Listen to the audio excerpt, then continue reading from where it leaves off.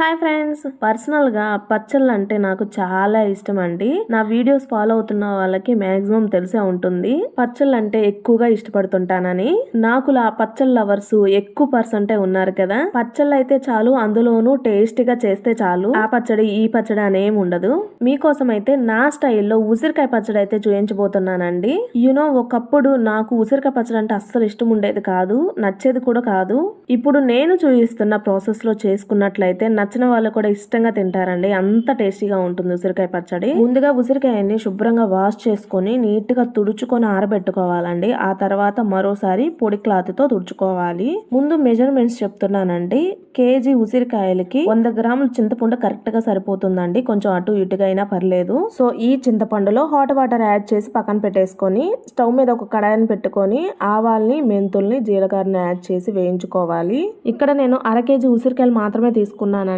దానికి తగినట్లుగా 2 table spoon ఆవాలు, 2 టేబుల్ స్పూన్ వరకు మెంతులు, 1 టేబుల్ స్పూన్ వరకు జీలకర్ర యాడ్ చేసుకుంటున్నాను. ఉసిరికాయ పచ్చడి పెట్టిన నెక్స్ట్ డేనే అల్లం పచ్చడి కూడా పెట్టానండి. అల్లం పచ్చడికి ఆవాలు, మెంతులు పొడి 1 టేబుల్ స్పూన్ అలా యాడ్ చేస్తానండి. టేస్ట్ చాలా బాగుంటుంది అల్లం పచ్చడిలో. ఆ 1 టేబుల్ స్పూన్ పౌడరు దీనిలో నుండే తీసుకుంటానండి. దానికి తగ్గట్లుగా కొంచెం అటు ఇటు అయినా పర్లేదు. వేడిగా ఉన్నప్పుడు గ్రైండ్ చేయకుండా చల్లారిన తర్వాత గ్రైండ్ చేసి పౌడర్ని పక్కన పెట్టేసుకుందాం. స్టవ్ మీద ఉసిరికాయని కలుపుకునే విధంగా ఒక కడాయిని పెట్టుకొని దానిలో 1.5 కప్పు వరకు ఆయిల్ ని యాడ్ చేసుకోండి. అందరికీ తెలిసిందే పచ్చళ్ళ కోసం ఏ ఆయిల్ యూజ్ చేయాలో. సో ఉసిరికాయలన్నిటిని యాడ్ చేసి చక్కగా వేయించుకోవాలండి. వన్స్ ఆయిల్ హీట్ అయిన తర్వాత లో టు మీడియం ఫ్లేమ్ లోనే వేయించుకోండి, ఎందుకంటే లోపల వరకు వేగుతుంటుంది. ఉసిరికాయలు వేగిన తర్వాత గోల్డెన్ బ్రౌన్ కలర్ రాకూడదండి, గోల్డెన్ కలర్ లోనే ఉండాలి. సో అన్ని బాగా వేగినాయి అనిపించినప్పుడు వాటిని పక్కన పెట్టేసుకొని ఆయిల్ లో నుండి సపరేట్ చేసి అదే ఆయిల్ లో 1 కప్పు వరకు పోపు దినుసులను యాడ్ చేసి దానిలోనే ఎండుమిర్చిని యాడ్ చేసి అవి చక్కగా వేగిన తర్వాత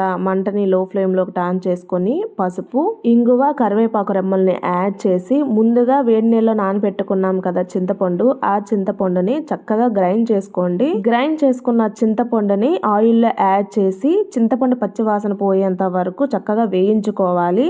ముందుగా చింతపండులో ఉండే వాటర్ చెమ్మంతా ఆయిల్ ని పీల్చుకొని వాటర్ మొత్తం అబ్జర్వ్ అయిపోయి అప్పుడు వాటర్ రిలీజ్ అవుతుందండి. అప్పుడే చింతపండు చక్కగా కుక్ అయినట్టు. దట్స్ వై పచ్చడి అస్సలు పాడవదండి. నెక్స్ట్ వేయించుకున్న ఉసిరికాయలు యాడ్ చేసి 1 or 2 మినిట్స్ పాటు వేయించి స్టవ్ ఆఫ్ చేయండి. ఈ స్టెప్ చేయడం వలన ఉసిరికాయ తినేటప్పుడు ఒగరగా మాత్రమే కాకుండా చింతపండు యాడ్ అయ్యి టేస్ట్ చాలా బాగుంటుంది కాయ తిన్నా కానీ. నెక్స్ట్ పచ్చడిని పూర్తిగా చల్లారనివ్వకుండా కొంచెం గోరువెచ్చగా ఉన్నప్పుడు ఇలా వెల్లుల్లి రెమ్మల్ని టేస్ట్ చెక్ చేసుకుంటూ ఉప్పుని యాడ్ చేసుకోండి. అలానే వేయించుకున్న ఆవాలు, మెంతి పౌడర్ ని యాడ్ చేసి మీరు తినే కారం స్పైస్ ని బట్టి కారాన్ని యాడ్ చేసుకుని మొత్తం కలిసేలా కలుపుకోండి. మొదటిసారి ప్రిపేర్ చేసే వాళ్ళైతే కంగారు పడుతుంటారు కదా, ఇన్ఫాక్ట్ ఓపిక కూడా ఉండదు. పచ్చడి టేస్ట్ ఎలా వస్తుందనే భయంతో ఆగం అయిపోతుంటారు.